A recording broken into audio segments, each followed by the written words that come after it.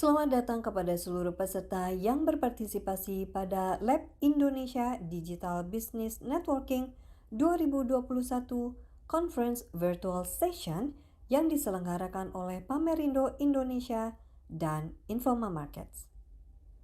Lab Indonesia Digital Business Networking didukung oleh Badan Penelitian dan Pengembangan Industri Kementerian Perindustrian, Badan Riset dan Inovasi Nasional (BRIN), Badan Standarisasi Nasional (BSN), Balai Besar Industri Agro (BBIA), Lembaga Pengkajian Pangan, Obat-obatan, dan Kosmetika Majelis Ulama Indonesia (LPPOM MUI), Laboratorium Kesehatan Daerah Provinsi DKI Jakarta Labkesda Jakarta, Asosiasi Perguruan Tinggi Farmasi Indonesia APTFI, Himpunan Kimia Indonesia, HKI, Masyarakat Standarisasi Indonesia, MASTAN, Singapore Manufacturing Federation, SMF, Ikatan Laboratorium Kesehatan Indonesia, ILKI,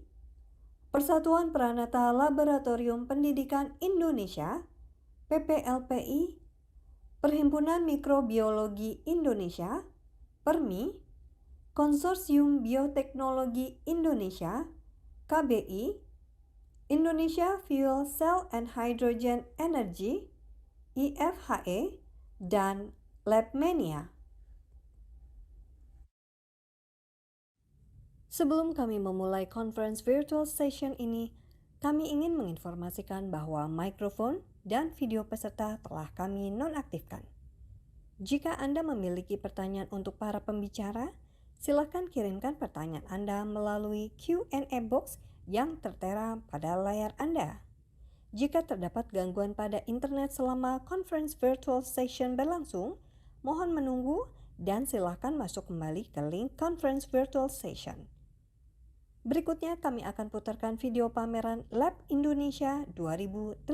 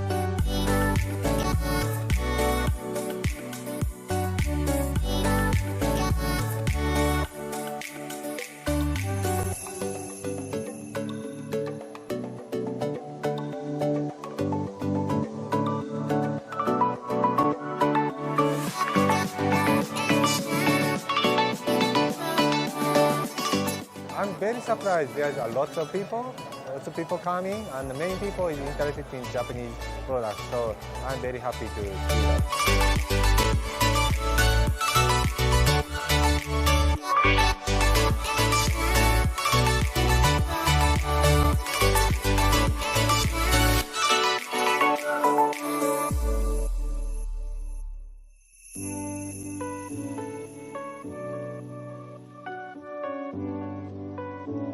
Very fantastic event, and like I said, it's exceeded my expectation. I'm very happy with Lab Indonesia.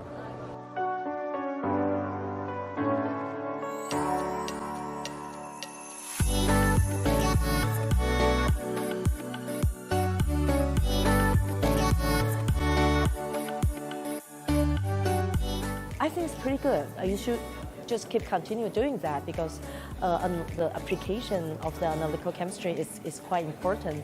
I mean, it can expand to a different discipline. So yeah, just keep doing it. We are going to do it.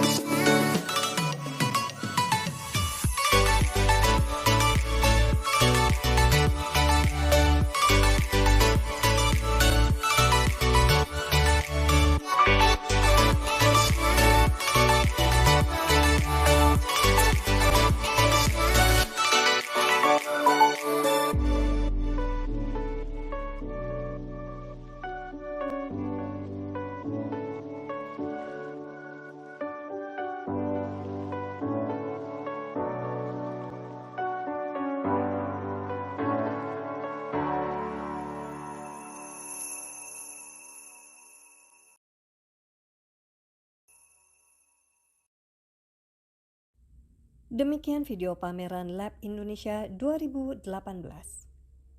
Untuk sesi selanjutnya akan kami serahkan kepada moderator dan pembicara untuk memulai conference virtual session hari ini. Kepada moderator, untuk waktu dan tempat kami persilahkan.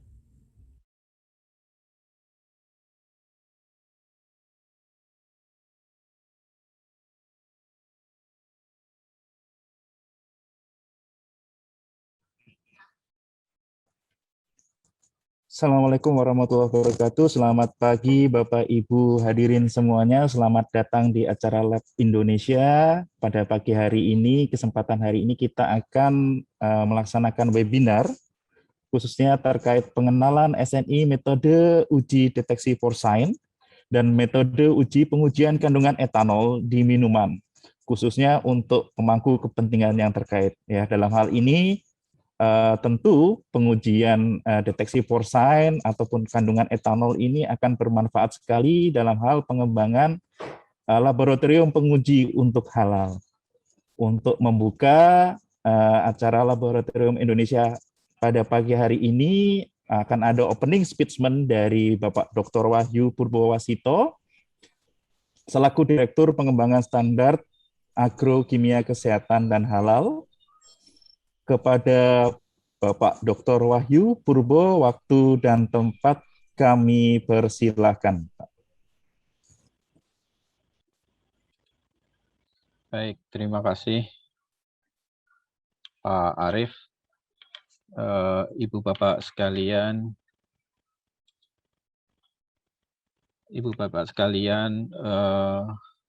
peserta webinar yang diselenggarakan atas kerjasama antara Lab Indonesia dengan BSN dan LPPOM MUI.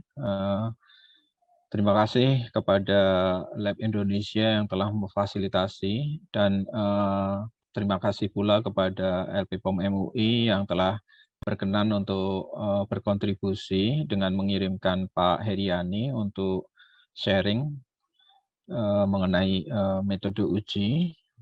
Hari ini kita berbicara tentang atau mengenalkan tentang SNI terkait metode uji untuk paling tidak nanti membantu untuk melakukan pengujian terhadap suatu produk guna atau dari sisi kehalalan produk tersebut.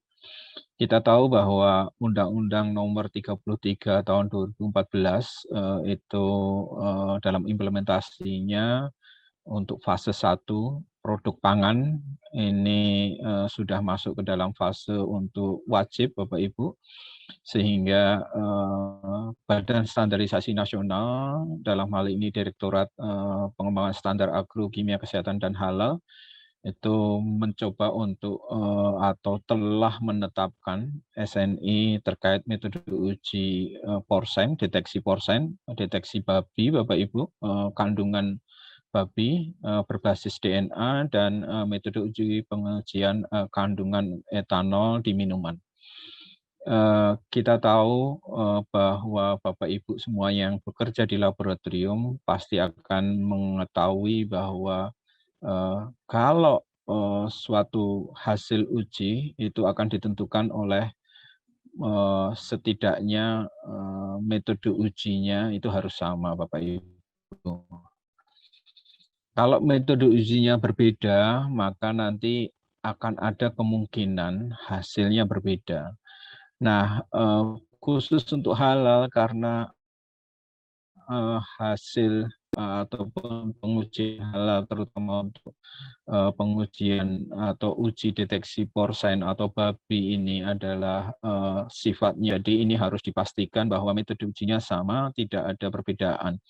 Kalaupun ada perbedaan, itu bisa kita minimalisir atau kita kurangi kemungkinan perbedaan itu bukan dari hasil metode ujinya, tapi barangkali nanti kita harus bicara ke depan bagaimana certified reference materialnya harus kita kembangkan, bagaimana kompetensi laborannya atau operator yang melakukan pengujiannya, bagaimana lingkungannya dan lain sebagainya, termasuk kita akan bicara bagaimana mesin atau alat yang kemungkinan harus kita kita siapkan juga, dan barangkali ke depan kita juga harus bicara bagaimana kalau kita sebut sebagai hal ataupun reference materialnya yang sama ini harus kita kembangkan ke depannya. Saya berharap ini bisa menjadi menjadi pemersatu kita dalam membuat apa yang kita sebut dengan kesamaan persepsi, terutama dalam pengujian yang terkait dengan kehalalan suatu produk. Bapak Ibu, barangkali ini langkah kecil buat kita bersama, tapi paling tidak kita sudah mencoba untuk menyatukan ini. Saya berharap Bapak Ibu juga nanti paham dan mengerti sepenuhnya apa yang disampaikan. Kami berharap dari kegiatan ini semakin banyak laboratorium yang peduli ini, karena kita ketahui bersama bahwa Undang-Undang Nomor 33 Tahun 2014 itu bersifat mewajibkan kehalalan, pencantuman tanda atau logo halal pada satu produk, terutama saat ini sudah pada masuk fase produk makanan. Untuk itu, dengan luasnya Indonesia, saya berharap makin banyak teman-teman yang mengetahui tentang adanya standar nasional Indonesia. Saya berharap tidak akan ada lagi diskusi, tidak akan ada lagi perbedaan pendapat, kecuali kalau itu perbedaan pendapat terjadi karena, maksud saya perbedaan pendapat itu terjadi karena perbedaan metode uji yang tidak menganut atau mengacu kepada SNI.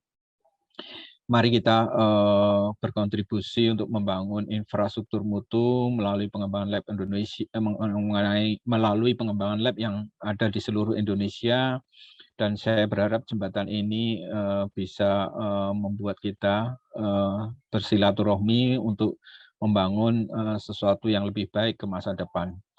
Demikian saya ucapkan terima kasih kepada Pak Heriani dan juga Ibu Estiani yang telah bersedia untuk sharing tentang metode uji deteksi porcine atau babi dan metode uji pengujian kandungan etanol di minuman. Terima kasih. Wabillahi taufiq wal hidayah. Assalamualaikum warahmatullahi wabarakatuh. Terima kasih. Selamat menikmati webinar. Silakan Pak Arief. Ya, terima kasih Pak Wahyu atas opening speech-nya.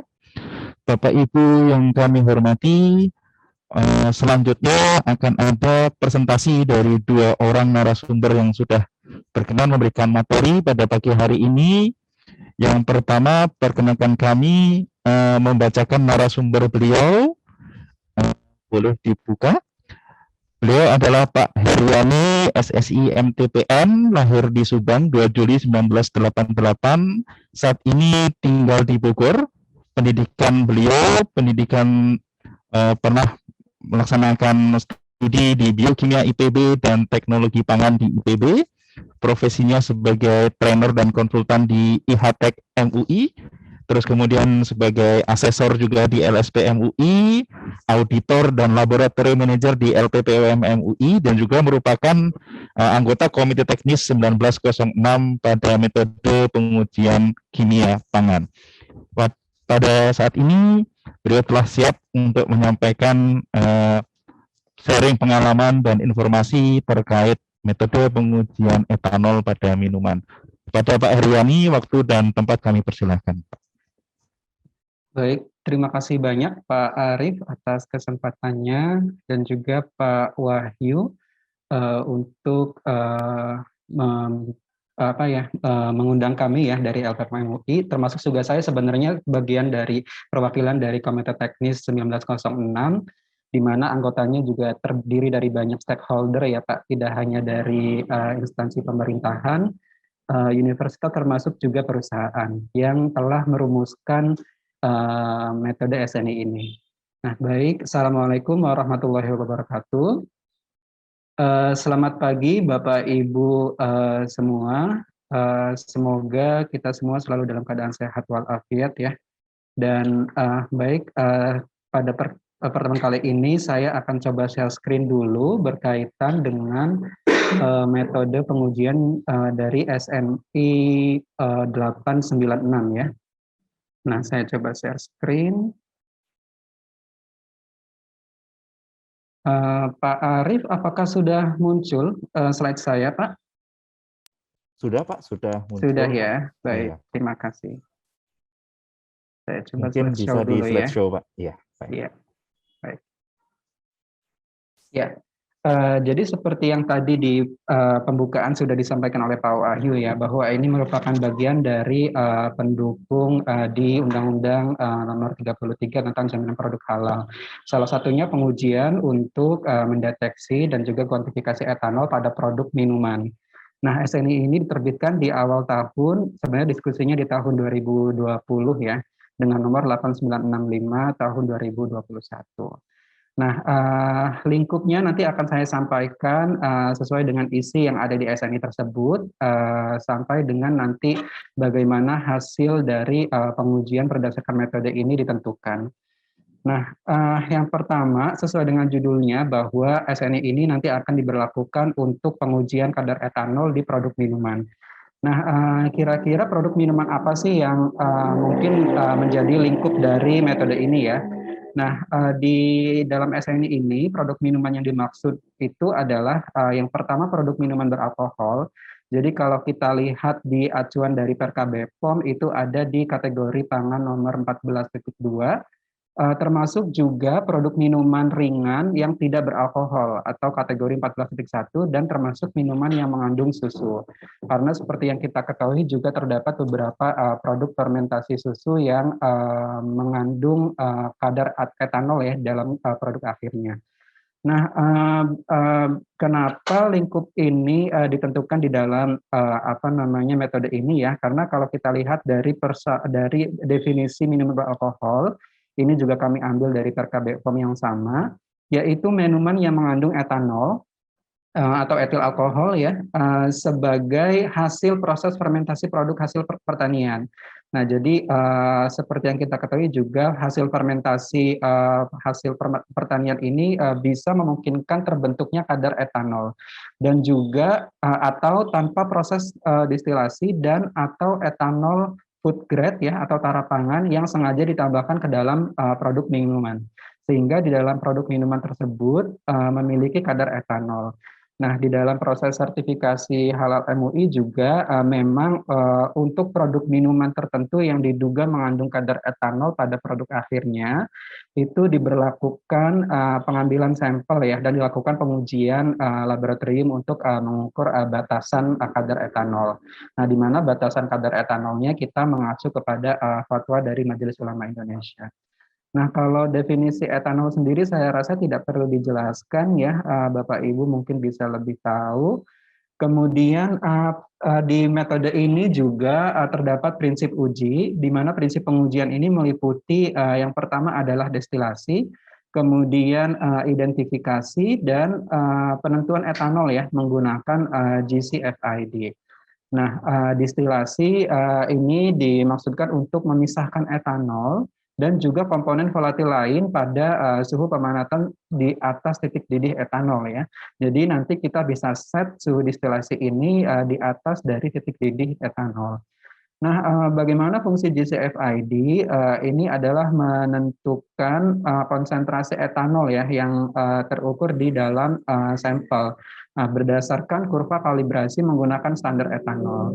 Nah, kurva kalibrasi di dalam metode ini merupakan hubungan dari luas area antara etanol dan juga luas area standar internal.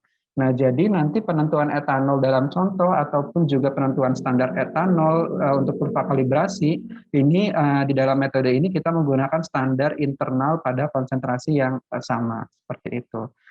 Nah, itu prinsip ujinya. Dan ini merupakan bahan uji dan reaksi ya yang dicantumkan di dalam metode ini. Yang pertama pastinya etanol ya, baik itu kualitas standar atau minimum chromatography grade itu sudah cukup. Dan juga satu propanol. Nah, satu propanol ini digunakan sebagai standar internal, di mana kualitasnya sama ya dengan yang etanol, kualitas standar ataupun minimum chromatography grade. Kemudian gas pembawa itu gas helium dan juga pembentuk nyala api gas hidrogen, kualitasnya UHT. Kemudian air suling atau kita sebut sebagai air destilat ya atau aquades, dan beberapa larutan yang dibutuhkan untuk pengujian ya. Ada larutan standar dan juga larutan standar induk dan juga standar kerja. Nah, baik, mungkin untuk lebih jelasnya untuk larutan standar bagaimana proses pembuatannya, di dalam metode ini juga dicantumkan ya cara untuk membuat larutan standar induk, etanol ataupun satu propanol serta standar kerja. Nah, ini saya rangkum dari yang dideskripsikan di metode ini. Yang pertama, untuk pembuatan standar induk etanol, di mana konsentrasinya adalah 5% bobot per volume etanol. Cara menentukannya mudah ya, jadi kita menimbang 2,5 gram etanol pada labu takar kosong. Nah, kemudian tinggal ditera sampai dengan tanda tera. Begitu juga untuk pembuatan larutan standar induk 1 propanol ya, dengan konsentrasi yang sama, hanya berbeda dari senyawanya saja. Nah, kemudian setelah kita membuat standar induk ya, baik itu etanol ataupun propanol, maka standar induk ini digunakan untuk membuat kurva standar. Kurva standar disiapkan dari larutan kerja ya. Di sini larutan kerja etanol, di mana nanti larutan kerja istilahnya memang larutan kerja untuk membuat kurva standar. Ini mengandung standar internal ya, 1 propanol, di mana konsentrasinya sama, standar internal pada masing-masing konsentrasi yang ada di dalam satu daerah standar tersebut. Nah, konsentrasinya adalah 0,5%. Nah, bagaimana cara membuatnya? Ini sama seperti kita membuat deret standar seperti biasa, Bapak Ibu. Jadi, yang pertama, deret standar ini di dalam metode ini ditentukan konsentrasinya ini adalah ada 5 titik ya, 5 titik konsentrasi pada rentang yang nanti disesuaikan dengan rentang konsentrasi kadar etanol pada contoh. Jadi misalkan di perkiraan kadar contoh itu sekian, maka kita bisa menetapkan range konsentrasi dari titik 1 sampai 5, di mana nanti rentangnya itu untuk contoh itu ada di antaranya. Nah, jadi ada sekian mili tergantung ya, misalkan 1, 2, 3, 4, 5, nanti dihitung sekian mili larutan standar induk etanol dari standar induk yang ini, kemudian ditambahkan 1 mili larutan standar induk 1 propanol 5%, diambil dari sini. Kenapa 1 mili? Karena nanti hasil akhirnya untuk volume ditambahkan air suling sampai dengan 10, ini menjadi konsentrasi 0,5% ya, 0,5%. Sehingga nanti pada konsentrasi di deret standar 5 konsentrasi tersebut, penambahannya tetap 1 mili, di mana nanti konsentrasi 1 propanol itu menjadi sama untuk setiap konsentrasi di deret standar. Seperti itu. Nah, kira-kira seperti itu untuk pembuatan standar induk dan juga larutan kerja. Nah, untuk peralatannya di dalam metode ini juga disebutkan ya, ada beberapa. Yang pertama adalah untuk preparasi contoh dan juga standar. Ini umum saja ya. Yang pertama adalah neraca analitik dengan ketelitian 0,1. Ya, artinya ini 4 digit ya, 4 digit di belakang koma. Kemudian labu takar, kemudian labu distilasi, pipet mor, dan pipet tetes. Termasuk juga di sini destilasi yang perlu disediakan adalah perangkat destilasi. Nah, di sini digambarkan ada contoh perangkat destilasi. Kita gunakan heating mantle ya, agar pemanasan ini stabil. Kemudian ada juga labu destilasi, kemudian labu tabung penghubung, dan di sini penutup kaca atau bisa juga ditambahkan dengan pengukur suhu jika dibutuhkan ya, untuk mengukur suhu aktual. Dan yang 5 ini adalah kondensor, yang pasti ada inlet dan outlet ya, dan tabung penghubung, serta yang terakhir ini adalah labu penampung atau wadah penampung dengan labu takar 25 mili. Untuk alat kromatografi gas nanti akan saya jelaskan di slide berikutnya. Kemudian yang terakhir beberapa peralatan untuk konversi satuan hasil ya, menggunakan pignometer untuk pengukuran densitas, penanas air, dan juga termometer yang terkalibrasi. Baik, itu untuk peralatan uji, dan ini adalah peralatan untuk kromatograf gasnya ya, atau gas kromatografinya. Nah, yang pertama ini disupport dengan kompres air ya, kualitas UHP atau mungkin juga bisa dipasok dari kompresor udara. Kemudian siring ya, siring yang 10 mikroliter, ataupun mungkin di sini bisa ditambahkan siring filter PVDF atau yang selulos asetat dengan bisa kerapatan 0,45 atau 0,22. Nah, ini dibutuhkan ketika destilat yang diperoleh itu keruh ya. Nah, ini sih sepertinya sangat jarang, tetapi ketika itu keruh ini bisa difilter dengan filter ini. Kemudian instrumen kromatograf gasnya, metode SNI memang tidak menyebutkan merek ya, karena kita meminimalisir itu. Jadi kita cantumkan persyaratan standarnya saja. Itu menggunakan kromatograf gas dengan detektor ionisasi nyala. Kemudian juga kolom kapiler ini ada 2 opsi yang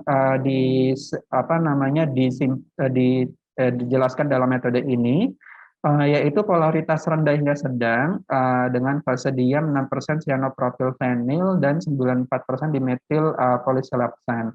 Nah, ini Bapak Ibu bisa cari di pasaran, mungkin banyak ya di USP, jenisnya USP 94 kategorinya atau yang setara, atau juga bisa menggunakan fase polar. Fase polar ini fase diamnya acid deactivated polyethylene glycol.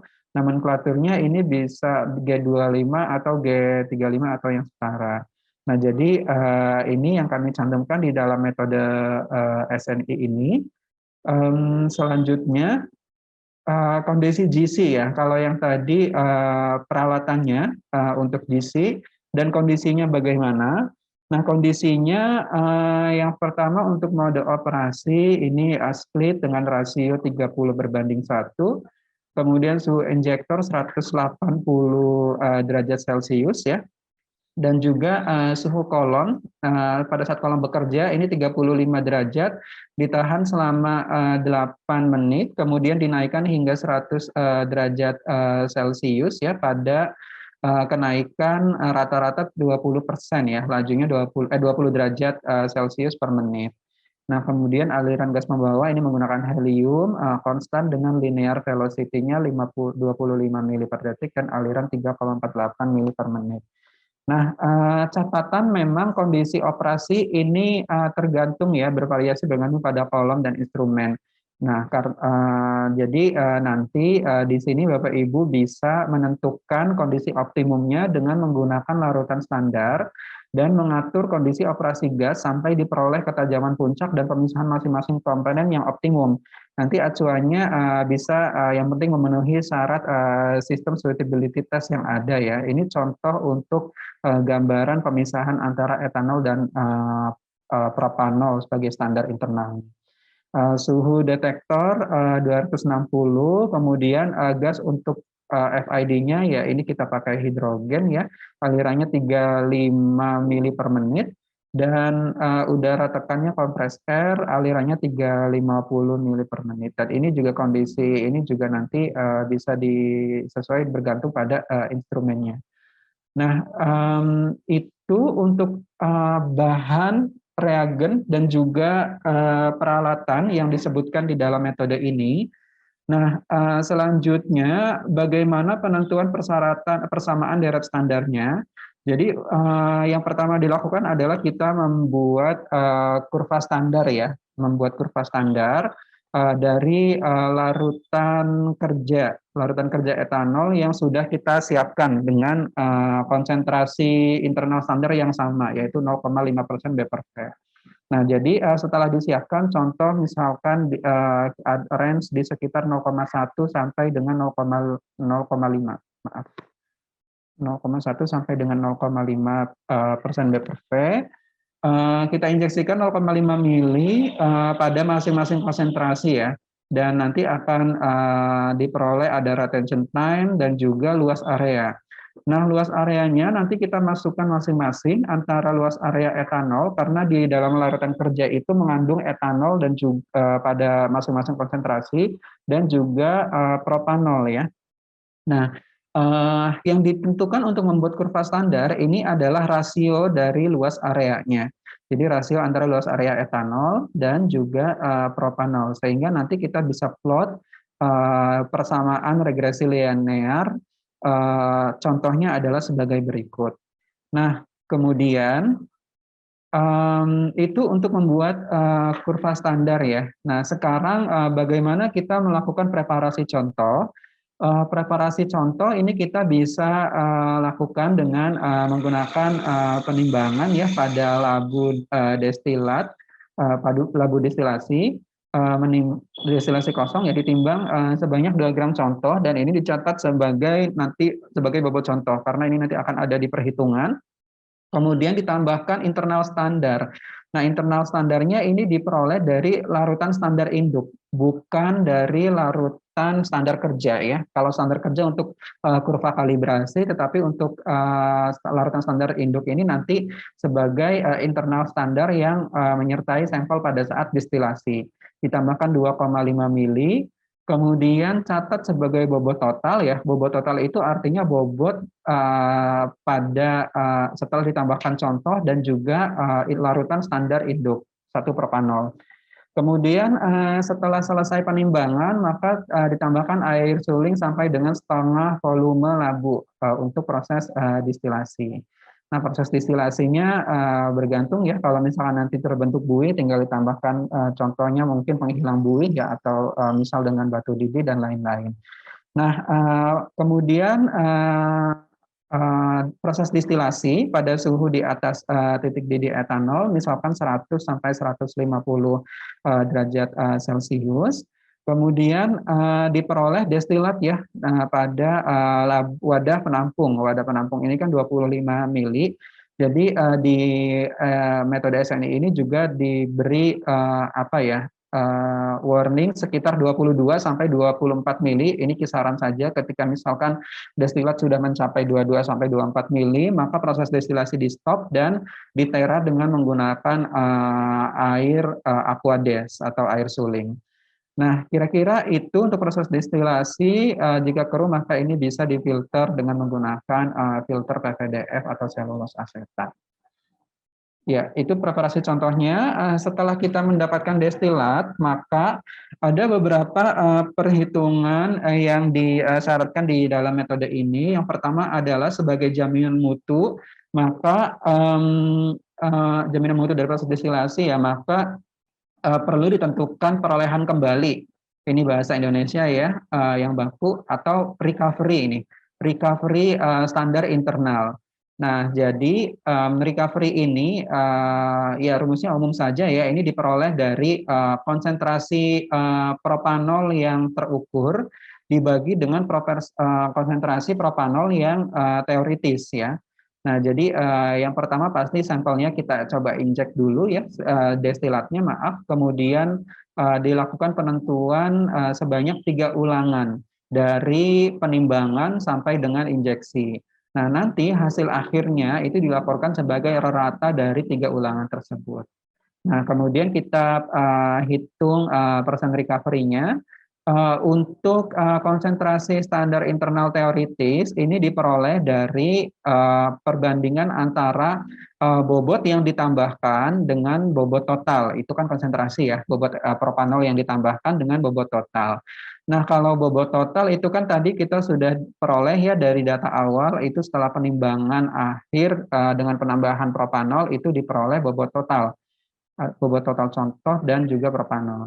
Nah, bagaimana dengan bobot yang ditambahkan? Bobot yang ditambahkan secara teoritis ini bisa kita hitung dengan yang ditambahkan itu kan 2,5 mili ya, sedangkan konsentrasi dari standar induk propanol itu ada 5% bobot per volume. Nah, sehingga bobot total yang ditambahkan adalah 0,125. Jadi kita langsung hitung saja 0,125 gram, bobot yang ditambahkan ini 0,125 gram per bobot total dipersenkan. Nah, itu adalah konsentrasi teoritis. Nah, kalau pengukuran ini juga mudah saja ya. Jadi pengukuran ini kita peroleh dari perbandingan luas area propanol pada contoh dan juga pada standar. Pada contoh dan pada standar nanti dikalikan dengan konsentrasi propanol standar. Konsentrasi propanol standar pada kurva standar itu adalah 0,5% bobot per volume. Dibagi dengan bobot total dikali dengan volume labu destilat yaitu 25 mili. Nanti ini kita bandingkan dan juga dibuat persen, itu perolehan kembali. Nah, selanjutnya untuk perhitungan kadar etanol contoh. Nah, tentunya seperti yang ada di prinsip metode di awal, bahwa kadar etanol contoh itu ditentukan dari kurva standar ya. Nah, kurva standarnya ini diperoleh dari rasio perbandingan luas area etanol dan juga internal standar dengan perhitungan luas area pada etanol pada contoh dan propanol pada contoh, internal standar pada contoh dikurangi intercept dibagi dengan slope yang diperoleh dari persamaan kurva standar, lalu dibagi dengan contoh dan dikali dengan volume wadah labu ya, labu destilat itu 25 mili. Nah, jadi kira-kira itu untuk perhitungannya. Dan yang terakhir ya di sini ada di dalam metode SNI ini ada persyaratan keberterimaan hasil perhitungan. Jadi pada saat kita melakukan pengujian nanti harus dipastikan bahwa kriteria berikut ini harus terpenuhi. Nah, yang pertama adalah dari sistem suitability test-nya itu ada 3 ya, ada 3 parameter dari resolusi yang nanti dihasilkan. Itu nanti kita bisa lihat dari gas dari GC ya, dari mesin GC-nya hasilnya, kromatogramnya, kemudian tailing factor kurang dari sama dengan 2 dan theoretical flat itu lebih dari 2000. Nah, kemudian recovery, tadi recovery perhitungannya tadi sudah ya, dan persyaratannya karena standar internal yang ditambahkan adalah 0,5 ya. Nah, jadi untuk range-nya di 95 sampai 105% sesuai dengan yang di metode LAC. Kemudian linearitas itu minimal 0,99. Kemudian presisi hasil pengujian per contoh karena tadi ada 3 replikasi, maka diperoleh presisi dihitung dari 3% RSD harus kurang dari 2/3 CP Horvitz.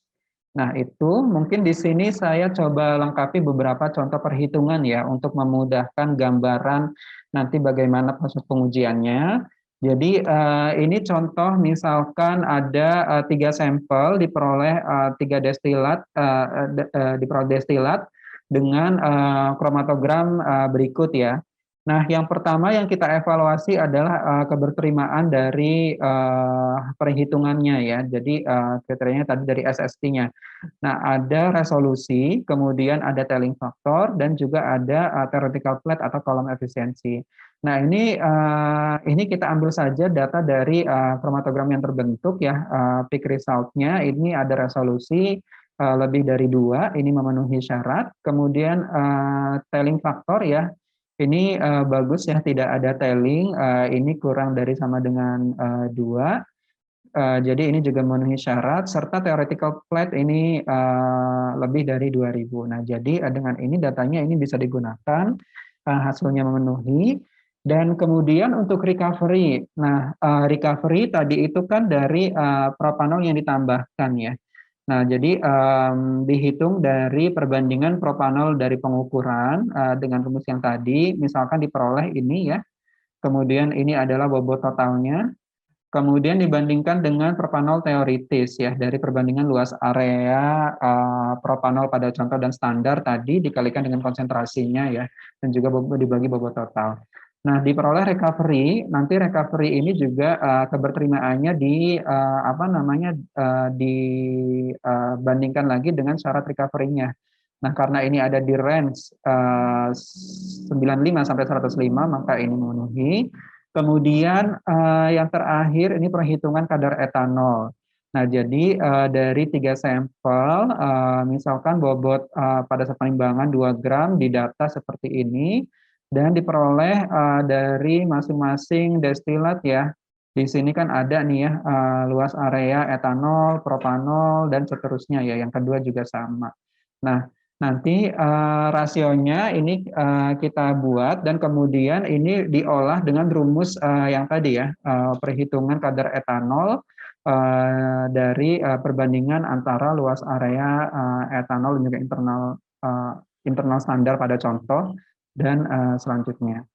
Nah, kira-kira itu nanti dari situ kita hasil akhirnya adalah rata ini yang nanti akan ditampilkan pada laporan hasil uji, dan untuk keberterimaannya itu presisi ya, ada presisi yang disyaratkan di dalam keberterimaan hasil pengujian pada metode ini, di mana presisi diperoleh dari persen RSD yang harus kurang dari 2/3 dari CP Horvitz. Nah, itu contoh perhitungan untuk kadar etanol. Selanjutnya, karena itu adalah persen bobot per bobot, maka jika ingin dikonversi ke persen volume per volume, kita bisa menggunakan rumus umum ya untuk konversi ini, yaitu dengan menggunakan perbandingan antara densitas contoh dan densitas etanol dikalikan dengan konsentrasi yang diperoleh tadi, etanol yang diperoleh yaitu persen B per B. Nah, untuk densitas etanol sendiri, ini nanti densitas etanol ini ditentukan ya sesuai dengan tabel 1, karena etanol pada suhu pengukuran sesuai dengan tempat kerja, nanti suhu pengukuran di tempat kerja pada saat penimbangan kita catat terlebih dahulu, karena ini nanti akan berpengaruh ya terhadap densitas dari etanol. Nah, nanti kita sampaikan contohnya. Kemudian penentuan densitas contoh bagaimana? Densitas contoh umum saja ya, seperti yang ada di LAC 94506, bahwa ini ditentukan dengan menggunakan pyknometer ya. Pignometer tentu kita bilas dengan aseton ataupun diethyl ether dan diethyl ether, kemudian dikeringkan. Lalu di sini kita siapkan air dengan suhu yang lebih rendah dari suhu penetapan, dan nanti dimasukkan ya air destilatnya ke dalam pignometer yang sudah kering tadi. Setelah ditimbang ini bobot kosongnya, kemudian diisi air sampai penuh dan kemudian diletakkan pada pada penangas air selama 30 menit pada suhu 20. Suhu 20 ini adalah suhu pada densitas air bernilai 1 gram per centimeter kubik. Nah, kemudian ini diukur setelah 30 menit ini ditimbang kembali ya, setelah diseka, dikeringkan, ditimbang kembali. Dan ini sebagai bobot air, diperoleh sebagai bobot air suling. Nah, untuk bobot contoh juga penentuannya sama, tinggal airnya diganti dengan contoh. Metodenya sama seperti yang tadi, setelah dapat bobot awal, kemudian bobot akhir setelah direndam pada suhu 20 derajat selama 30 menit ya di water bath, kemudian ditimbang dan selisihnya disebut sebagai bobot contoh. Kira-kira itu, dan bobot jenisnya diperoleh dari perbandingan ya antara bobot contoh dan juga bobot air, kemudian dikalikan dengan 1 gram per centimeter kubik, karena di sini densitas air diukur pada 20 derajat Celcius. Nanti satuannya gram per centimeter kubik. Nah, itu untuk penentuan densitas contoh. Nah, sehingga ketika Bapak Ibu nanti melakukan konversi, maka yang perlu dicatat adalah yang pertama ruang timbang ya. Biasanya memang kan suhunya di sekitar 20 ya untuk yang ruang timbang ini. Nah, kemudian bobot tadi ya masing-masing pada saat penentuan bobot air, kemudian sampel ini free flow ya. Dan nanti selisih bobotnya berapa, ini sebagai WI, ini sebagai W. Nah, nanti ditentukan massa jenisnya. Nah, ini adalah sebagai massa jenis untuk densitas untuk sampel ya, untuk contoh. Nah, kalau densitas untuk etanol, ini ditentukan tergantung ya. Kalau misalkan kita 20,6, maka kita bisa lihat ke tabel suhu etanol, tabel antara suhu dan densitas etanol. Artinya kalau 20,6 itu ada di range 20,5 dan 21,0. Sehingga nanti kita bisa hitung nih dari range ini selisihnya berapa ya. Selisihnya berarti kan di sini ada selisih antar range ini 0,0004 ya. Kemudian selisih suhu pengukuran antara 26 sampai dengan 20,6 sampai 20,5 itu kan 0,1, sehingga kita bisa hitung perubahan rata-ratanya. Jadi rata-ratanya perubahannya setiap 0,1 itu ada berapa, tinggal ditambahkan saja nanti. Nah, jadi densitas etanol pada suhu 20,6 ini ditentukan dari densitas pada suhu 20,5 dikurangi perubahan densitas rata-rata dikali selisih suhu pengukuran dengan batas tentang bawah tersebut, dan diperoleh untuk etanol, densitas etanol pada pengukuran itu 0,788, sehingga nanti konversinya adalah untuk kadar etanol dari ke persen volume per volume itu dari densitas perbandingan antara densitas contoh dan densitas etanol dikali dengan kadar etanol yang telah diperoleh sesuai dengan satuan persen B per B. Dan nanti hasil akhirnya menjadi persen volume per volume. Ya. Oke. Nah, kira-kira itu secara umum isi dari yang ada di metode SNI pengujian kadar etanol. Semoga ini dapat bermanfaat ya buat dan juga bisa digunakan untuk pengujian kadar etanol untuk produk minuman. Nah, saya cukupkan Pak Arief. Mohon maaf kalau waktunya lebih ya. Terima kasih banyak. Assalamualaikum warahmatullahi wabarakatuh.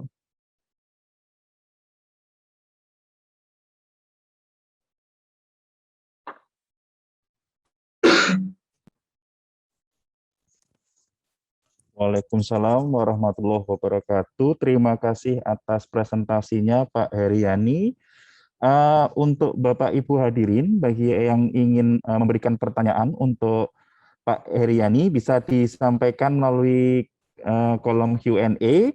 Nanti akan kita jawab bersama selepas presentasi dari pemateri selanjutnya. Baik, untuk pemateri selanjutnya boleh dibantu untuk ditampilkan. Ya, presenter selanjutnya adalah Ibu Estiani Indraningsih.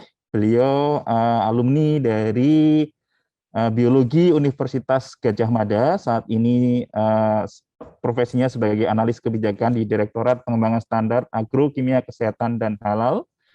Namun saat ini beliau juga terlibat aktif dalam pengembangan SNI, khususnya terkait perumusan SNI dalam hal ini pengembangan SNI halal. Kepada Bu Estiani, waktu dan tempat kami persilahkan, Bu. Terima kasih Pak Arief untuk waktu dan kesempatannya. Suara saya sudah terdengar? Sudah, Bu. Oh ya, terima kasih. Sebelum kami mulai, mungkin di sini kami akan menyapa dulu para senior-senior dan pihak-pihak yang lebih ahli daripada kami yang selama ini terlibat dalam perumusan SNI dan lain-lain. Di sini kami melihat di daftar peserta melihat rekan-rekan dari PPOMN, dari SNSU, dan beberapa dari lembaga penilaian kesesuaian terkait. Mohon izin, saya akan memulai share screen untuk materi hari ini terkait dengan pengenalan SNI metode uji deteksi porsin.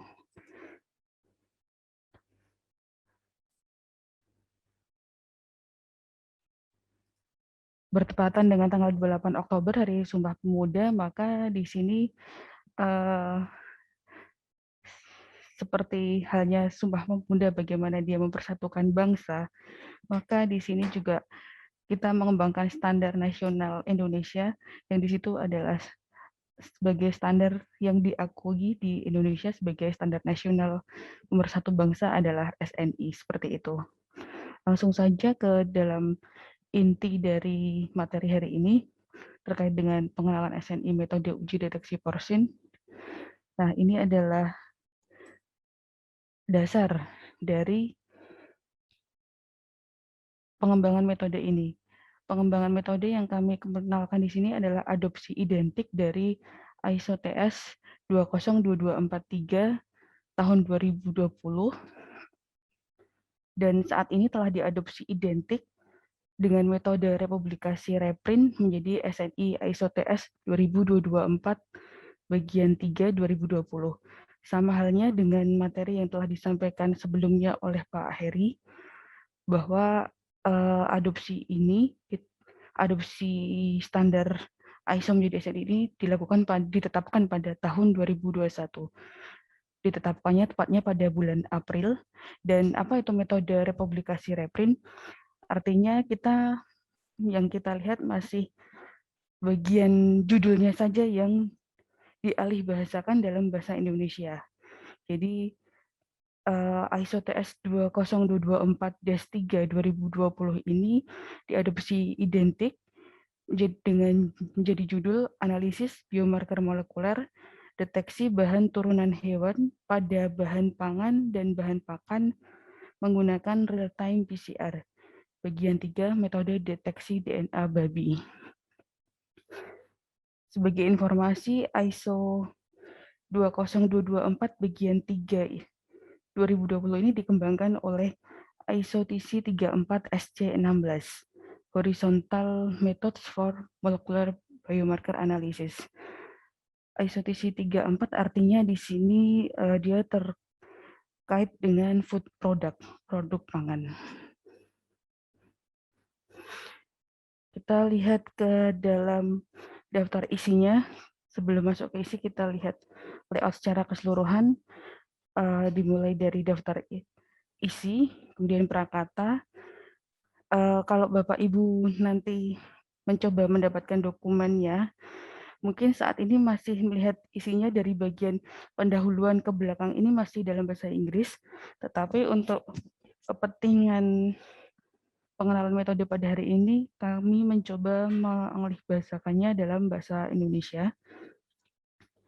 Dapat dilihat bahwa yang pertama adalah bagian ruang lingkup, kemudian acuan normatif, istilah definisi, dan seterusnya. Ini nanti akan kita coba sampaikan secara detail satu persatu. Latar belakang dari kenapa dari ISO mencoba mengharmonisasikan standar ini, terutama terkait dengan deteksi DNA pada produk pangan, itu adalah yang pertama karena pemalsuan daging di situ adalah praktek yang curang dalam pangan dan pakan yang mengancam keamanan publik dan perdagangan. Kemudian dengan metode analisis dengan real-time PCR untuk identifikasi daging dari spesies hewan berdasar DNA yang ada dalam bahan pangan. Langkah yang dilakukan merupakan langkah yang sudah biasa dalam biologi molekuler, meliputi dari penyiapan porsi uji atau sampel, ekstraksi dan purifikasi asam nukleat, kemudian amplifikasi PCR dan interpretasi hasil. Kemudian di dalam dokumen standar ini memberikan panduan untuk aplikasi PCR dan interpretasi hasil khusus untuk deteksi DNA baby. Sebenarnya dari seri ISO 20022-4 ini terdiri dari spesifikasi teknis yang menjelaskan aplikasi spesifik untuk masing-masing spesies.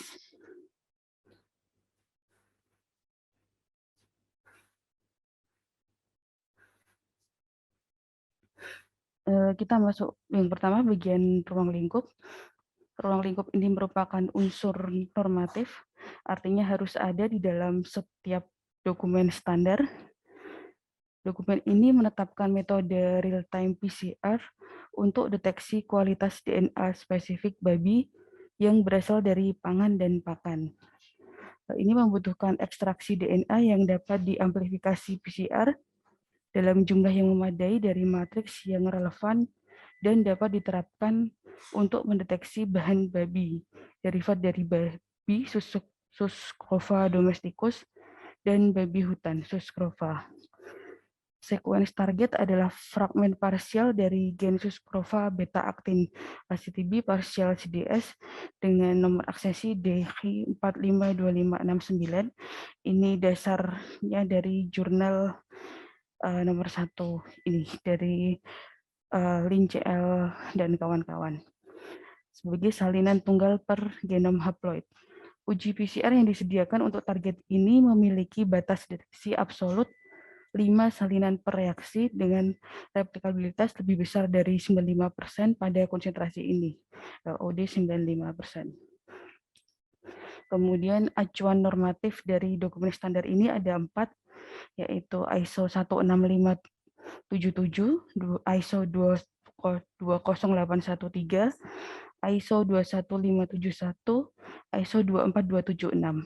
Keempat ISO ini sudah diadopsi identik juga pada tahun 2021 ini berbarengan dengan adopsi identik dari 20224 bagian 3 dengan metode republikasi reprint. Artinya Bapak Ibu nanti melihat judulnya masih sudah bahasa Indonesia tapi isinya masih bahasa Inggris.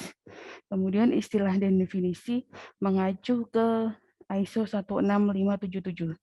Nah, ini ISO 16577 ini terkait dengan istilah dan definisi. Kemudian pasal 4 terkait dengan scientific basis-nya, kita terjemahkan sebagai dasar ilmiah, bahwa DNA diekstraksi dari porsi uji dengan menerapkan metode yang sesuai. Lihat ISO 21571-2005, bagian A1, analisis DNA terdiri dari 2 bagian, verifikasi kualitas dan amplifikasi DNA yang diekstraksi menggunakan uji PCR khusus untuk eukariota, misalnya gen 18 srRNA atau mamalia dan unggas, misalnya gen myostatin. Kemudian bagian berikutnya, deteksi urutan DNA spesifik spesies babi dari gen beta-aktin salinan tunggal, misalnya nomor aksesi GenBank DQ452569.1 dalam RT-PCR. Reagen bahan, pasal 5 adalah reagen dan bahan. 5.1 umum. Untuk dokumen ini hanya bahan kimia dan air dengan tingkat analitik yang diakui sesuai untuk biologi molekuler harus digunakan. Kecuali dinyatakan lain, larutan harus disiapkan dengan melarutkan reagen yang sesuai dalam air diikuti dengan sterilisasi autoklaf. Untuk semua operasi di mana sarung tangan digunakan, sarung tangan harus powder free. Artinya di sini bebas bedak. Dan penggunaan ujung pipet yang dilindungi aerosol sebagai pelindungan terhadap kontaminasi silang direkomendasikan. 5.2 reagen PCR. 521 adalah master mix dari PCR. Ini sama seperti umumnya, yaitu PCR master mix mengandung termostabil DNA polimerase, pH buffer, KCl, MgCl2, UDG, dan 4-DNTP sebagai konsentrat yang dapat diencerkan, yang siap. Kemudian lanjutannya terkait dengan oligonukleotida. Kualitas oligonukleotida harus cukup untuk digunakan sebagai primer dan probe. Tabel 1 menunjukkan oligonukleotida yang digunakan. Di sini adalah gen porsin beta-aktin yang digunakan sebagai sekuen targetnya. Nah, Bapak Ibu bisa lihat di sini, dan ini kemarin sudah dicoba oleh teman-teman di SNSU untuk verifikasi dari metode ini. Dan peralatan teknis pasal 6, persyaratan mengenai peralatan dan bahan harus mengikuti ISO 2813. Ini tadi yang disebutkan di acuan normatif. Kemudian selain yang biasa, peralatan laboratorium, peralatan berikut diperlukan, yaitu instrumen real-time thermocycler. Kemudian pasal 7 adalah prosedur. 7.1 itu persiapan porsi uji sampel. Sampel uji yang digunakan untuk ekstraksi DNA harus mewakili sampel laboratorium dan homogen. Misal dengan menggiling atau menghomogenkan sampel laboratorium menjadi campuran halus. Porsi uji persiapan sampel harus mengikuti persyaratan umum dan metode khusus yang dijelaskan dalam ISO 21571 dan ISO 20813. Pasal 7 prosedur.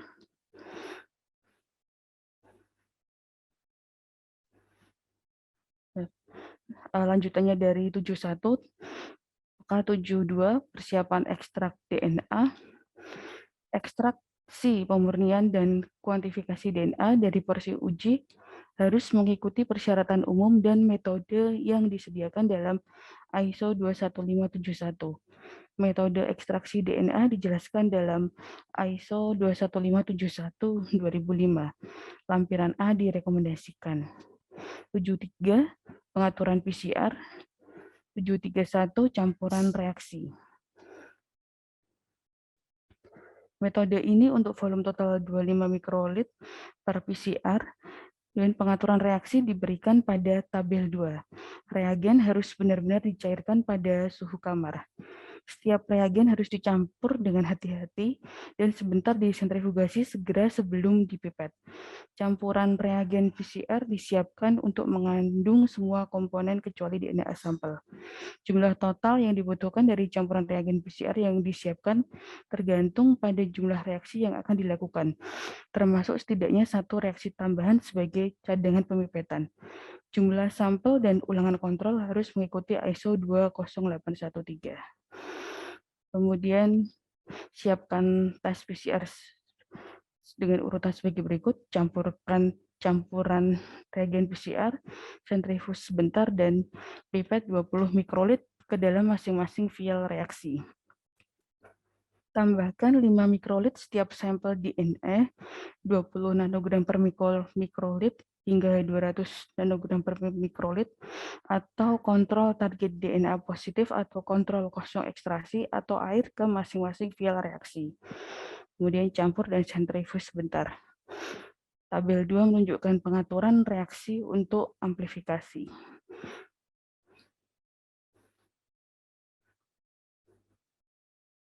Nah, di sini satu yang menjadi catatan di sini adalah yang kalau sini kita sudah biasa akrab dengan pengaturan reaksi untuk amplifikasi seperti ini, tapi di dalam sini juga diberi catatan ini bahwa produk yang setara dapat digunakan jika memberikan hasil yang sama atau lebih baik. Jika perlu, jumlah reagen dan program temperatur waktu dapat disesuaikan. Artinya di situ apabila kita melihat ketersediaan sumber daya masing-masing, ya itu tetap masih dapat digunakan ya, jika memberikan hasil yang sama atau lebih baik seperti itu. Kemudian 732 kontrol PCR, 7321 umum. Kontrol PCR harus seperti yang dijelaskan dalam ISO 24276 dan ISO 20813. 7322 mengatur tentang kontrol inhibisi, uji gen referensi. Sebuah gen kontrol referensi, misalnya gen 18S RRNA untuk eukariota, gen myostatis untuk mamalia dan unggas. Uji PCR menggunakan DNA sampel harus dilakukan untuk menguji amplifikasi asam nukleat dan memberikan kontrol untuk mengecualikan hasil negatif palsu. 733 pengaturan plat di RT-PCR termosekulernya. Pindahkan pengaturan vial reaksi ke termocycler, kemudian vial harus diatur untuk menghindari kemungkinan variasi suhu tepi yang terkait dengan instrumen real-time thermocycler tertentu. Kemudian dimulai program temperatur waktunya. Nah, program temperatur waktu sebagaimana diuraikan pada tabel 3. Ini yang digunakan dalam studi validasi. Penggunaan kondisi reaksi yang berbeda dan siklus RT-PCR harus diverifikasi. Waktu untuk denaturasi awal tergantung pada master mix yang digunakan. Jadi denaturasi awal 95 derajat Celcius 10 menit dan kemudian amplifikasi dan selanjutnya 45 siklus seperti itu. Pasal 8 mengatur tentang kriteria ditolak atau diterima. Di 81, program analisis data spesifik instrumen PCR RT-PCR yang sesuai harus digunakan untuk identifikasi produk PCR. Hasil amplifikasi dapat dinyatakan secara berbeda tergantung pada instrumen yang digunakan. Dengan tidak adanya produk PCR yang terdeteksi, misal kontrol negatif, hasilnya harus dinyatakan sebagai tidak ditentukan, tidak ada amplifikasi, atau jumlah maksimum siklus reaksi yang dilakukan. Jika amplifikasi urutan target DNA dalam sampel, misalnya kontrol positif terjadi, kurva amplifikasi berbentuk sigmoid harus diamati.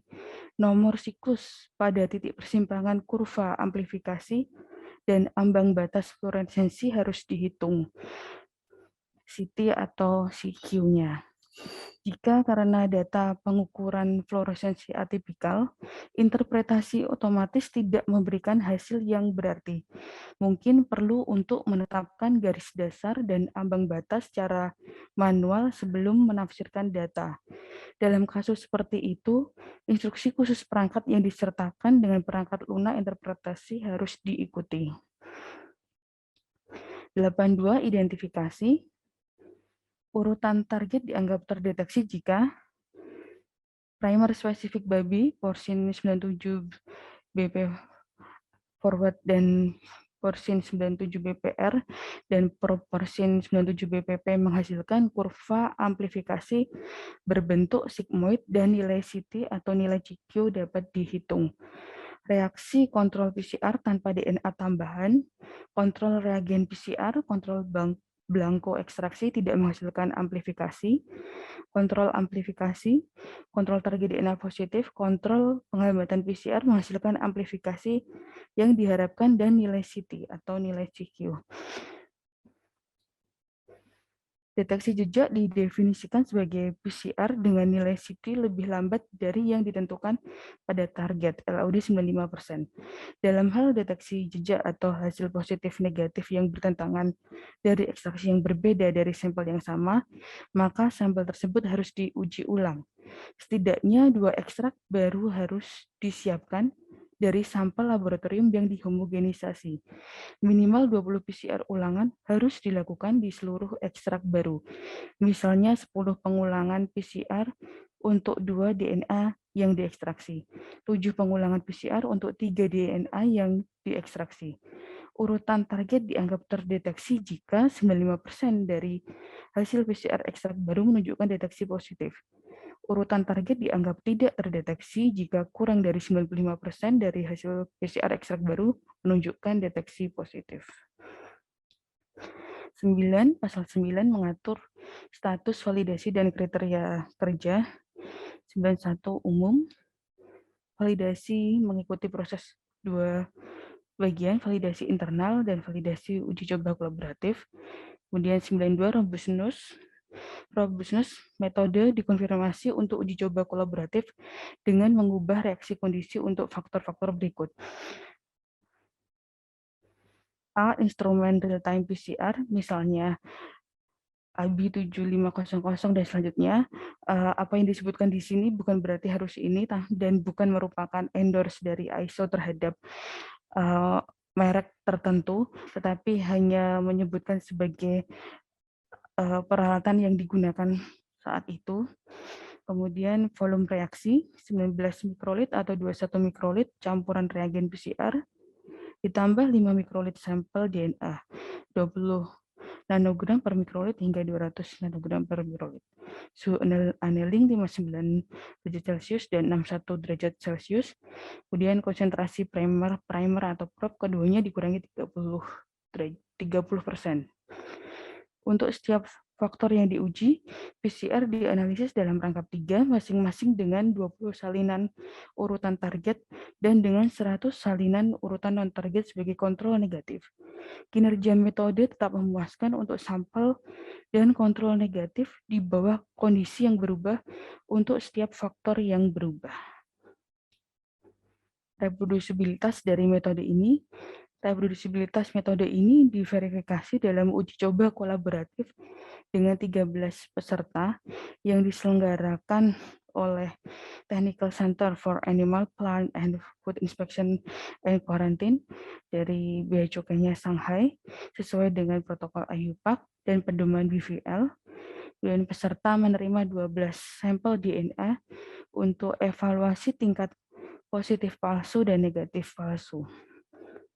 Semua sampel diberi label dengan nomor pengkodean acak dan terdiri dari 6 sampel ulangan. Ke-12 sampel DNA tersebut adalah 6 vial larutan DNA babi, 10 salinan per mikrolit, kemudian 6 botol larutan DNA kuda, 20 salinan per mikrolit. Nomor salinan ditentukan menggunakan real-time PCR dari metode ini dan pengenceran serial DNA plasmid yang mengandung urutan target. Konsentrasi plasmid DNA salinan per mikrolit diukur dengan PCR digital. Selanjutnya, peserta menerima master mix PCR dan oligonukleotida, primer dan probe dari penyelenggara tes kolaboratif untuk melakukan eksperimen PCR. DNA genom babi dan kuda diekstraksi dari daging babi dan daging kuda. Masing-masing kemudian disesuaikan dengan buffer 0,2 TE ke konsentrasi nominal 10 salinan per mikrolit untuk DNA babi dan 20 salinan per mikrolit untuk DNA kuda masing-masing seperti itu. Dan uji coba kolaboratif dirancang untuk menentukan tingkat positif palsu dan negatif palsu. Setiap sampel DNA diuji oleh peserta dalam tes PCR tunggal dengan 5 mikrolit larutan DNA masing-masing menggunakan prosedur dan kondisi yang diberikan pada tabel 2 dan 3. Hasil uji coba kolaboratif tercantum pada tabel 4. Ini adalah hasil uji coba kolaboratifnya. Jumlah laboratorium yang berpartisipasi ada 13. Ke-13-nya menyerahkan hasil. Kemudian jumlah sampel per laboratorium ada 12. Jumlah hasil diterima 156. Jumlah sampel yang diterima yang mengandung bahan babi 78, yang tidak mengandung bahan babi 78, false positif, false negatif 0. Kemudian sensitivitas dan penggunaan metode ini, batas absolut deteksi LOD 95% untuk metode ini adalah 5 salinan DNA. Uji coba kolaboratif metode deteksi babi dilakukan bersamaan dengan uji kolaboratif metode deteksi bovin, ovin, dan chicken.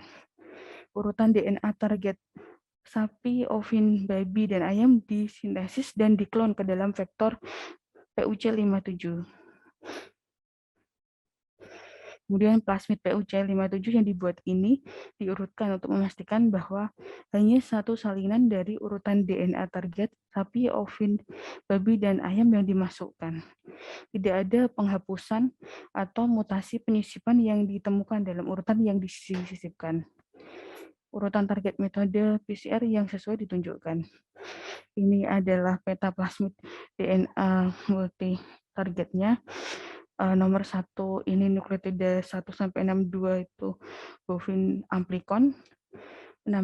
Kemudian selanjutnya nomor 2 itu ovin, 3 itu porcine, 4 dan chicken. Oh ini maaf, ini ada yang terpotong. Ini adalah M13, kemudian 6, 7, 8, dan 9. Ini adalah urutan lengkap, gambar urutan lengkap nukleotida dan anotasi penyisipan dalam plasmid PUC57-nya.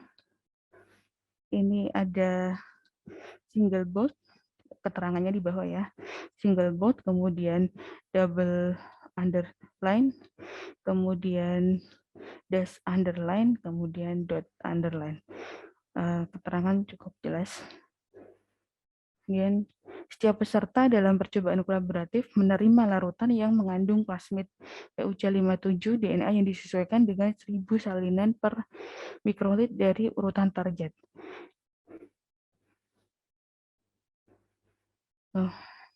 Jadi ini adalah lanjutannya tadi dari ujinya. Dan probabilitas deteksi POD menggambarkan probabilitas bahwa amplifikasi PCR akan terjadi pada sejumlah salinan dari urutan target. Data kualitatif yang dihasilkan di semua laboratorium dan tingkat pengenceran digunakan untuk menentukan POD 0,95 dari metode deteksi. Lihat tabel 6, seperti yang dijelaskan pada referensi 4. Standar deviasi ditentukan menjadi 0,3 dan LOD 95% adalah 3,1 salinan.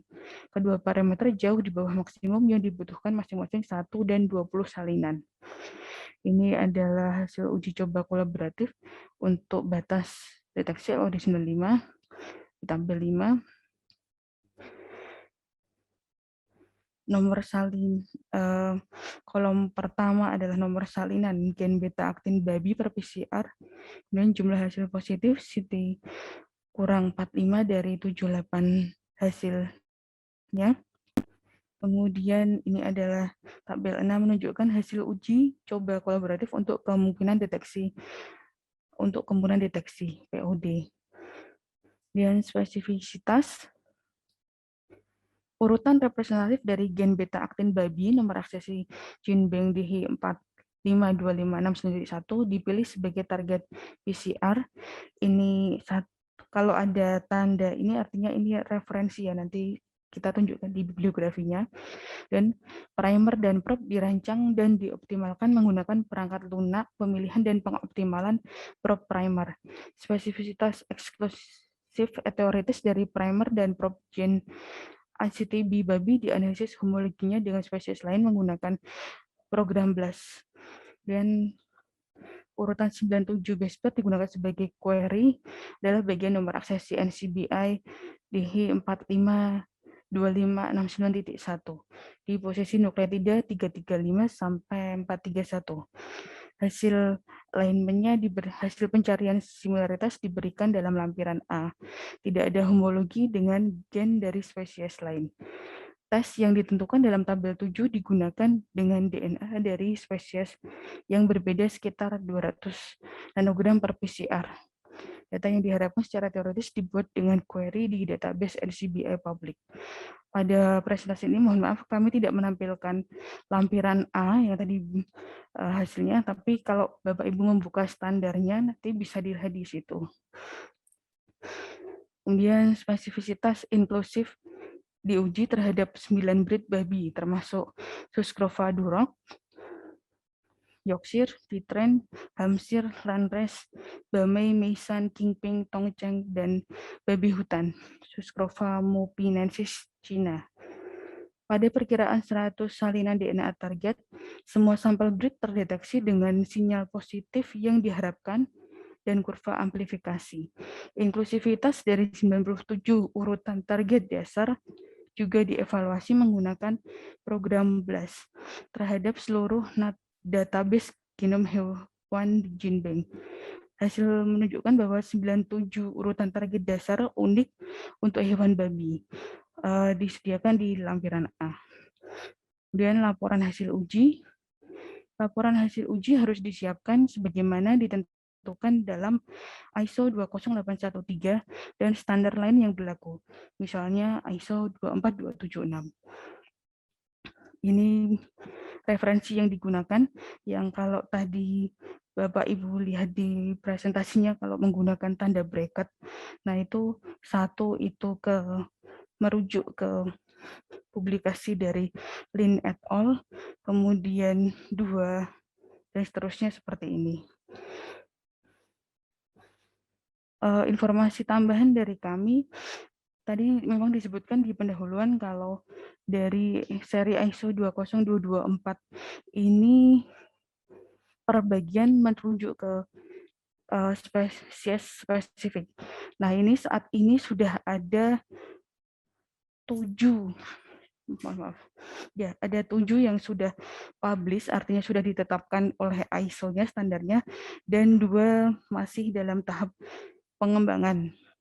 1 itu untuk bovin, 2 itu ovin, 3 itu porcine, 4 chicken, 5 goat, 6 horse, 7 dan K, 8 turkey, dan 9 goose. Jadi memang terkait dengan pemalsuan daging ini menjadi concern di ISO-nya dan dirumuskan oleh ISO TC 34 SC16.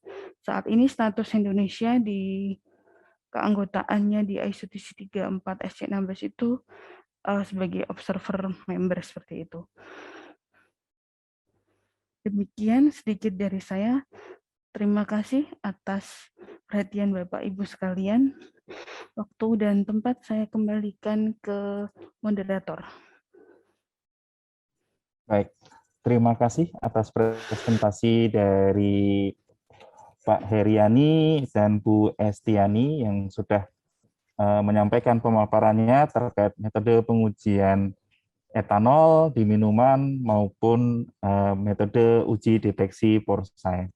Bapak Ibu hadirin peserta webinar pada pagi hari ini, bagi Bapak Ibu yang khususnya ingin mengakses terkait Standar Nasional Indonesia nomor 8965 tahun 2021 maksud kami, tentang kuantifikasi etanol pada produk minuman, Bapak Ibu bisa melihat, bisa membuka melalui akses sni.ppk.go.id dsn.go.id. Seperti yang kami chat, Bapak bisa membaca, diakses dsni.bsn.go.id.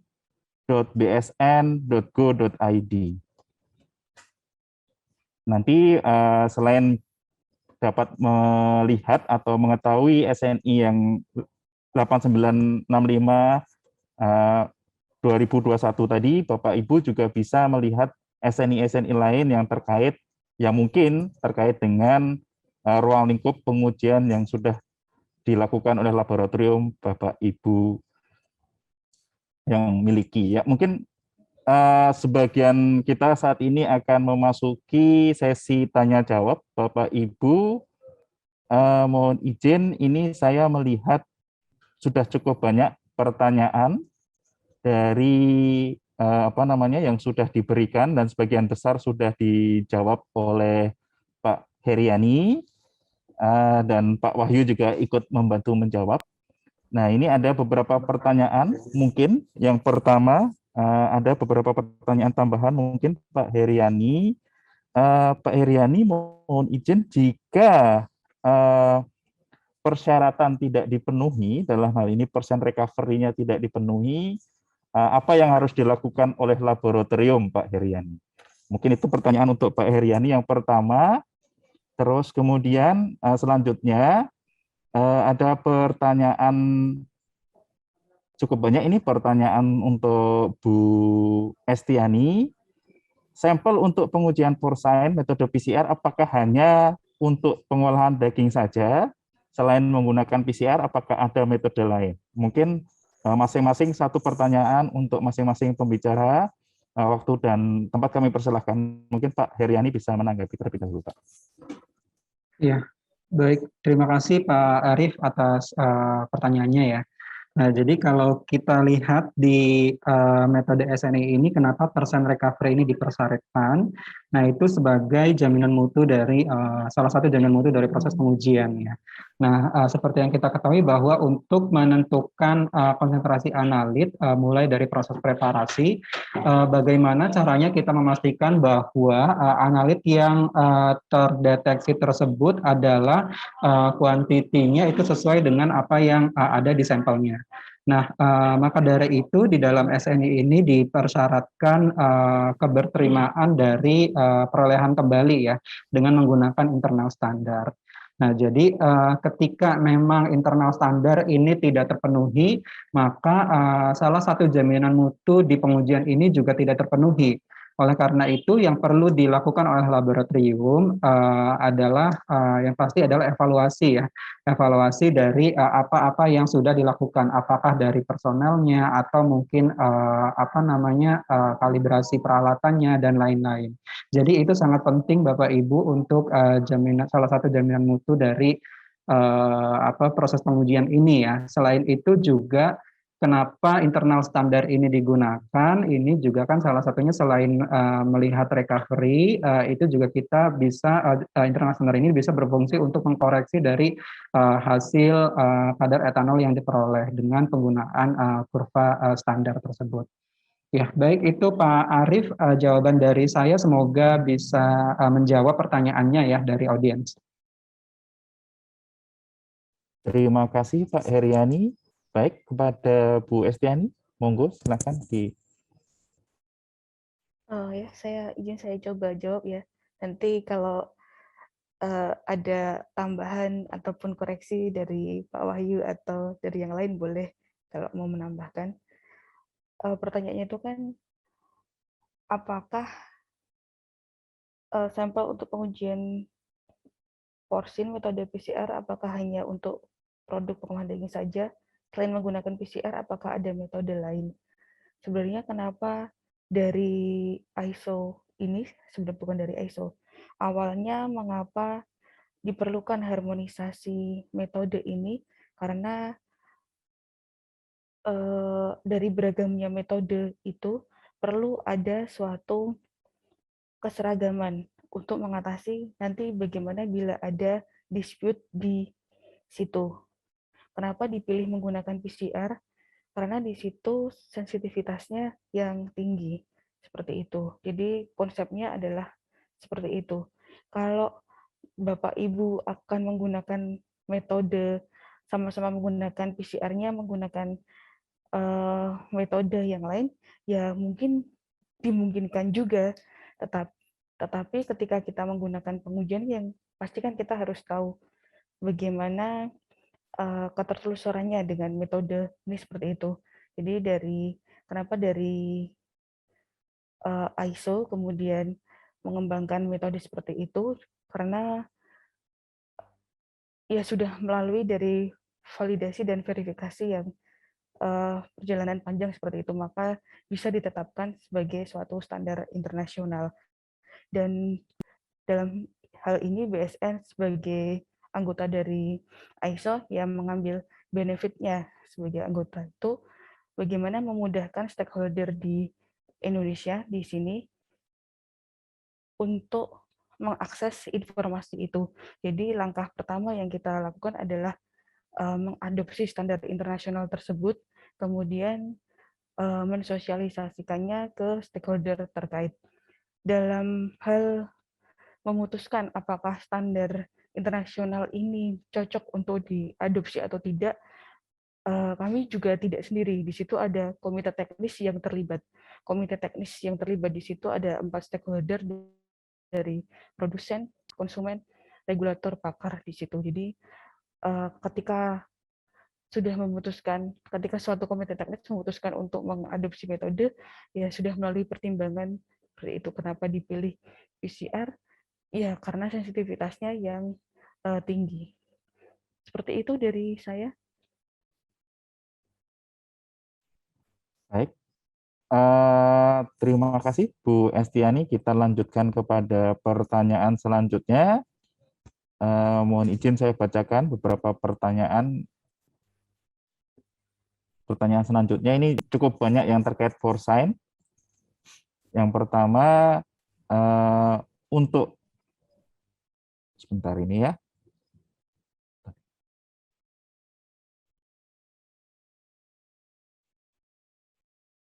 Untuk deteksi RT-PCR, real-time PCR mungkin yang di sini ya, menggunakan ACTB gene ini apakah mampu untuk mendeteksi porcine derivative materials dari produk turunan daging yang telah mengalami proses pengolahan yang cukup panjang?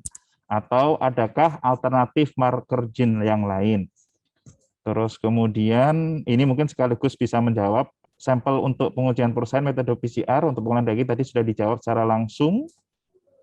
Mungkin itu yang baru masuk untuk, nah kemudian yang selanjutnya dari Pak Ahmad Rizky, berarti secara tidak langsung disarankan menggunakan PCR mix yang terpisah dengan primer berupa sequence target yang telah ditentukan, atau seperti apa Bu Esti? Terus bagaimana proses validasi dan verifikasinya, apakah cukup meminta vendor dari kit komersial tersebut atau adakah langkah lainnya? Mungkin bisa langsung dijawab Bu Esti, waktu dan tempat dipersilahkan.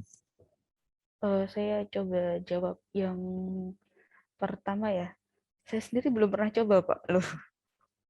Artinya apakah mampu, ya misalnya ingin dicoba, ya saya pribadi dari tempat kami juga belum pernah mencoba, tetapi kalau dilihat dari statement di ruang lingkup standar di sini disebutkan, jadi semua standar itu ada ruang lingkupnya ya, di sini disebutkan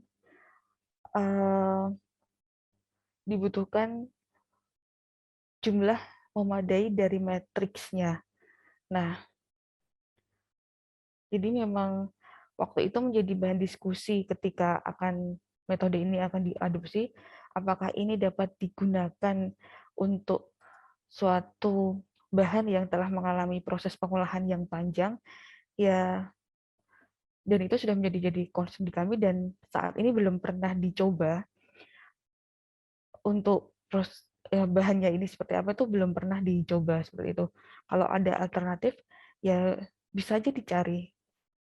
Mungkin masih belum sampai di tahap pengembangan metodenya, belum sampai ke tahap standar maupun standar internasional, tapi masih seperti dari jurnal penelitian dan lain-lain. Itu bisa menjadi opsi. Kemudian yang kedua, yang mana ya tadi? terkait proses validasi dan verifikasinya apakah cukup meminta kepada vendor kits komersil atau seperti apa, Bu Esti? Jadi dalam proses penyusunan standar internasional itu kan juga di ISO sendiri ada technical committee yang di dalamnya ada working group expert. Nah, di situ sering ketika ISO memulai suatu project, di situ ada semacam call for expert.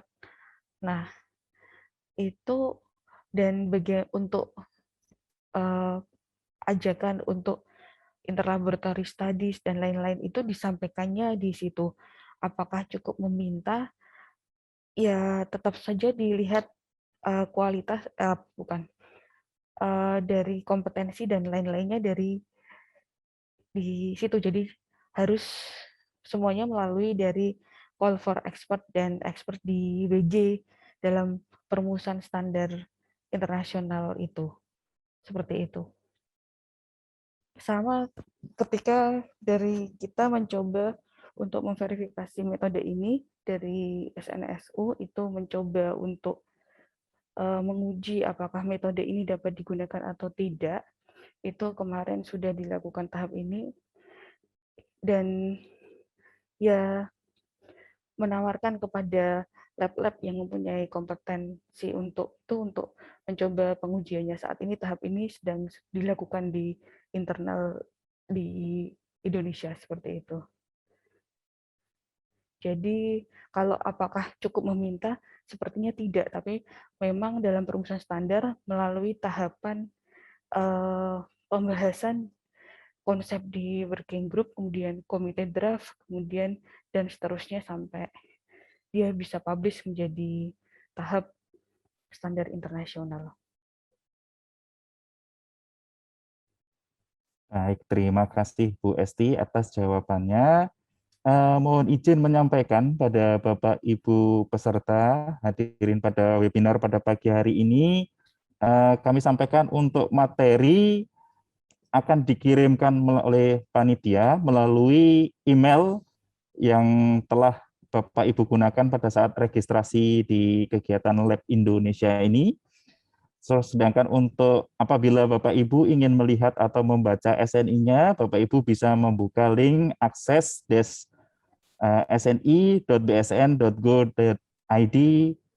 dengan terlebih dahulu register di dalam website tersebut. Mungkin sedikit memberikan tambahan terkait jawaban apakah masih bisa dideteksi atau tidak porcine di dalam ya sudah mengalami pengolahan yang cukup tinggi. Kalau kita melihat internal control yang digunakan di dalam ISO, itu untuk porcine itu menggunakan 97 base pair, yaitu yang sekuen yang cukup pendek, dan sekuen yang cukup pendek ini tentunya sudah mengalami kajian yang cukup mendalam secara internasional sehingga memungkinkan itu terdeteksi pada produk daging yang telah mengalami proses pengolahan yang cukup panjang. Dan kenapa diambil sekuennya adalah sekuen beta-aktin? Ya tentu karena kita ketahui bersama bahwa sekuen beta-aktin ini hampir semuanya relatif sama pada spesies tertentu, khususnya untuk PIK dan teman-temannya. Jadi sehingga diambillah sekuen tersebut untuk dijadikan sebagai kontrol deteksi untuk pengujian porcine. Mungkin itu sedikit tambahan dari saya, Bapak Ibu. Terus kemudian pertanyaan selanjutnya. Oke, sebentar. Nah, izin bertanya pada Bu Esti, apakah pengujian cemaran porcine dari bahan baku obat bisa dilakukan dengan metode ini atau metode lain? Ini cemaran porcine pada bahan baku obat, Bu. Terus kemudian itu saja dari ini yang belum dijawab. Terima kasih, monggo Bu Esti langsung dijawab. Jawabannya sudah tadi dari moderator langsung statement sebelum ini ya. Jadi mungkin bisa dilakukan, tapi untuk membuktikannya ya perlu tetap perlu dicoba. Kalau ada metode lain di standar ini 20224-3 ini tidak memberikan sudah dicoba di mana saja, itu tidak menyebutkan satu demi satu seperti itu, tidak. Tapi kalau ada metode lain ya silakan dicoba masing-masing. Saya sendiri tidak mencoba itu karena itu kan ranah di teman-teman di PPOMN ya, seperti itu. Baik, terima kasih atas jawabannya. Terima kasih pada Bu Heriani, Pak Heriani dan Bu Estiani pada kesempatan pada pagi hari ini. Saat ini sudah pukul 11.40, sudah 10 menit dari jadwal yang telah dilaksanakan, dan ini juga akan ada aktivitas dan agenda yang lain. Terima kasih kepada Bapak Ibu narasumber. Sebelum kami tutup, untuk pertanyaan selanjutnya nanti mungkin bisa disampaikan melalui email kepada Lab Indonesia, nanti akan diteruskan kepada Bapak Ibu narasumber untuk dapat ditindaklanjuti. Untuk webinar pada pagi hari ini akan kami cukupkan. Sebelum kami akhiri, izinkan saya membacakan sebuah pantun. Pisau diasah buat bertani, bawa ke ladang naik pedati. Selesai sudah presentasi webinar pagi ini, semoga bisa memberi sebuah arti. Terima kasih atas peran serta Bapak Ibu. Terima kasih pada Bapak Ibu narasumber dan Lab Indonesia yang telah menyelenggarakan webinar pagi ini. Wassalamualaikum warahmatullahi wabarakatuh. Sampai berjumpa di pertemuan yang akan datang. Terima kasih Bapak Ibu. Waalaikumsalam warahmatullahi wabarakatuh. Pak Eko, Pak Heri dan Bu Esti, mohon Waalaikumsalam, terima kasih Pak Arif, Bu Esti, untuk Pak foto Wahyu. bersama, Pak. Ya, Pak Arif, Pak Heri dan Ibu Esti, mohon waktunya untuk foto bersama. Saya izin ya Bapak Ibu, Assalamualaikum. Pak Heri, mohon maaf Foto Pak, dulu, Pak. foto dulu Foto dulu ya. sebentar. Oke, ya. Baik. Tadi nggak terpakai nih ya Pak ya. Oke, baik, saya hitung 1 sampai 3, kita ambil 2 kali ya Bapak Ibu. Oke. Ya, boleh Bu. Hitung di 1, 2, 3. Oke. 1 lagi ya Bapak, Ibu. Oke, tunggu sebentar. Oke, 1, 2, 3. Baik, terima kasih Bapak, Pak Arif, Pak Heri, dan Ibu Esti atas presentasi. Sama-sama Ibu. Terima kasih. Terima kasih banyak. Ya. Assalamualaikum warahmatullahi wabarakatuh.